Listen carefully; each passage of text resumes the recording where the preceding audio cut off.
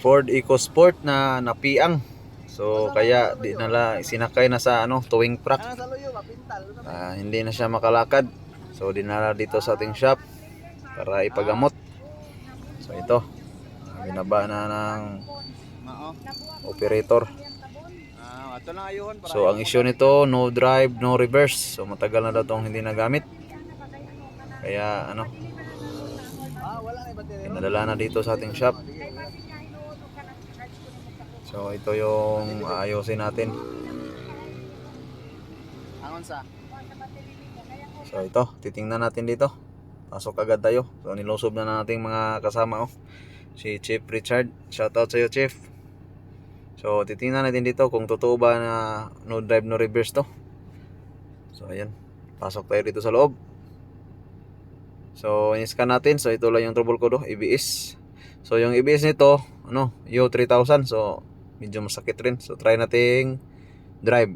So naka-drive na yan So try natin, baba natin yung handbrake. Try natin RPM. So yun kita natin na wala talagang, hindi talaga dumagandagan Yun. Kahit anong apak-apak natin hindi maabante yung sasakyan. So try nating reverse. So neutral, reverse. So tingnan natin dito. Ayun so wala. So talagang wala to. Na-paralyze na to. Yun wala talaga. So pagka ganyan, so matik na yan. Baba talaga transmission. So fast forward natin. So ayan. So ito yung dual clutch nya. So common issue pala to ng mga EcoSport pag nabasa sa tubig yung transmission. Ayan. So kung mayroon kayong mga EcoSport dyan, so huwag nyo ilusong sa baha. Ayan. So linisan nito to. So ayan malinis na. Fast forward. So ito yung yung shift fork nya. Ayan tingnan nyo. Grabing kalawang. So nag-stack up kaya ayaw to tumakbo. Kasi dahil dito ayan parang nagkalapok na yung kahimtang, yung release bearing Ayan, stack up lahat. So pagka ganyan, meron tayo agad tayong pampalit. Yan brand new. So ito yung shift fork nya. Yan, brand new talaga yan. So ito yung sa release bearing. Yan So release bearing. So kabitan natin talaga ito ng bago para iwas back jab Yan. So dito pagkabit natin, so marami tayong taga panood ba. So marami din sila. Marami sila, handa silang matuto. Yan. So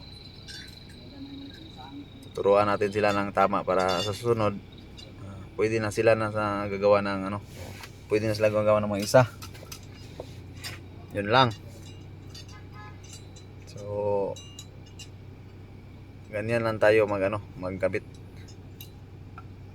Paano natin tinanggal? So yun din natin kabit. So bali dalawang EcoSport na aming tinrabaho dito. Puro transmission. So ayan. Tinuturuan natin yung mga bata natin. Balik na to ba kita ba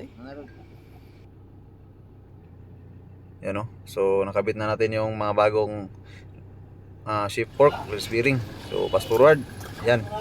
So tapos na ikabit, so relearn na. Ngayon guys, nag-relearn tayo ng transmission kasi hindi to andar, hindi to tatakbo pag hindi ni-relearn. So nag-relearn tayo. So tinuturuan natin tong mga, pakita na tong mga audience ya. Yeah, yun Yes, the best. Go. So ang issue nito, no drive, no reverse. So binaba natin yung transmission. Katapos kailangan niya i-relearn. Kasi hindi yan takbo pag hindi ni-relearn. Yun.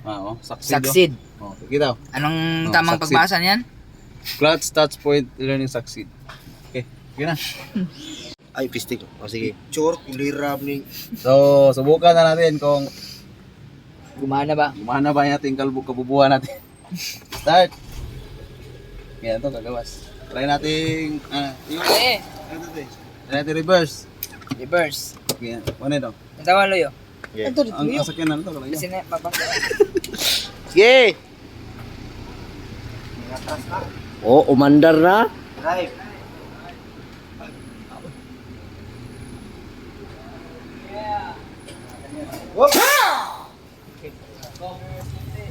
Yun, no? Nakuha ni mo? Yun o, matras.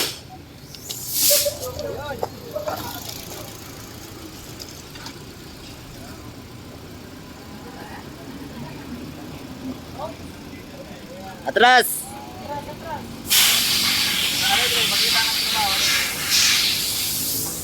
Yan, so okay na. So ito yung nagtatrabaho ito. Ayun, follow by Master Pons. Okay na, okay na. Good job. Oh yeah. Kita mo yan? Ay, alin check. Ano, Mark?